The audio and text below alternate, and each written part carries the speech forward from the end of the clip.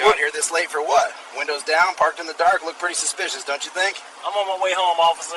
Engines off, hands are right here. I'm not doing anything wrong. Yeah, then why you look so nervous, huh? Step out for me, come on. I'm not nervous. I'm just trying to get home. I'd appreciate you letting go Door's of my locked. What are you hiding? It's just after midnight on April 14th, 2019, along Joseph E. Boone Boulevard in northwest Atlanta. The street is quiet. Most storefronts are dark. A single car sits parked along the curb, engine off, windows down, hazard lights off. Nothing unusual. Nothing illegal. But flashing blue lights cut through the darkness. A rookie patrol officer slows his cruiser behind the parked vehicle and stops. His body camera is already recording. "You out here this late for what?" the officer asks. "Windows down. Parked in the dark. Looks pretty suspicious, don't you think?" Inside the car sits a calm black man, hands visible, voice steady. "I'm on my way home, officer. Engine's off. My hands are right here. I'm not doing anything wrong." The officer doesn't acknowledge the compliance. "Then why do you look nervous?" he presses. "Step out of the vehicle." "I'm not nervous," the man replies. "I'm just trying to get home." The door remains locked. "What are you hiding?" the officer asks. This moment, quiet, controlled, unnecessary, is where everything begins to unravel. The driver is Caleb Johnson, 46 years old. Calm, measured, experienced. What the officer doesn't know yet is that Johnson is not just any civilian. He is a senior law enforcement commander with more than 20 years on the job. And the officer escalating the stop?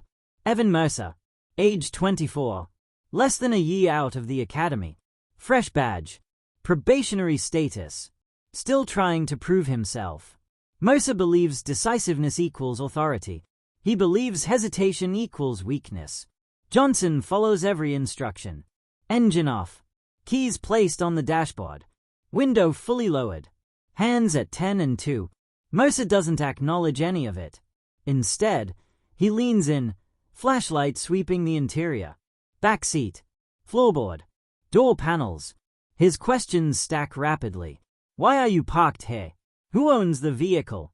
Where are you coming from?" Johnson answers each question plainly. He doesn't challenge the stop. He doesn't raise his voice. He doesn't ask why he's being questioned. He waits. Mercer circles the vehicle, checking tires, plates, trunk seams, searching for justification. "You got any weapons in the car?" "No, sir." "Anything illegal?" "No, sir."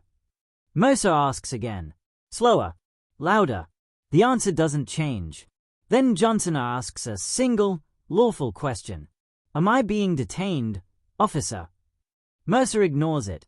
Instead, he asks for license and registration. Johnson narrates every movement before making it. Slowly, deliberately, exactly how officers are trained to do it. The computer check comes back clean. No warrants. No alerts. No violations. The stop should end here. It doesn't. Mercer returns to the vehicle, posture changed. "Step out of the car." "For what reason?" Johnson asks calmly. "I'm asking you to step out." Johnson complies.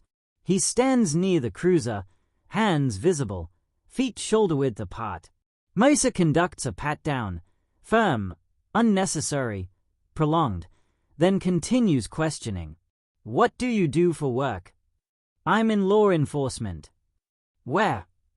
"I'm a commander." "I didn't ask for your rank," Mercer snaps. Johnson stops speaking. Mercer radios for backup, framing the request as officer safety. Johnson stands silently under flashing lights while traffic passes. Minutes stretch. Then another cruiser arrives. Sergeant Daniel Kovac steps out. 41 years old. Nearly 2 decades on patrol. Night watch command experience. He doesn't rush. He observes. No cuffs. No citation. No articulated violation. He looks at Johnson. The posture. The restraint. The calm. "What's the situation?" Kovac asks. Mercer answers quickly. "Suspicious vehicle. Driver was uncooperative." Johnson speaks evenly. I complied with every instruction.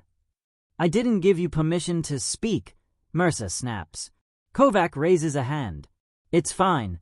Let him talk. Johnson explains, calmly, factually. Kovac turns to Mercer. What's the violation? Parked in a high-crime area after midnight. That's not a violation, Kovac responds. Mercer shifts. I'm still investigating. Kovac asks Johnson for identification. Johnson hands over his credentials. Kovac looks down. Then he looks again. His posture changes. He returns the credentials with both hands. Yes, sir. The word lands hard. This is Commander Caleb Johnson, Kovac says. Mercer scoffs. That doesn't change anything. It does, Kovac replies. Kovac takes control. Commander, you're not being detained. You're free to go. As Johnson turns back to his car, Mercer steps forward. Hold on. That's enough, Kovac says sharply, stepping between them. Johnson drives away. The lights fade. What happens next doesn't involve handcuffs or headlines. It involves reports, body camera footage, internal review. 3 days later, footage is played in a quiet conference room.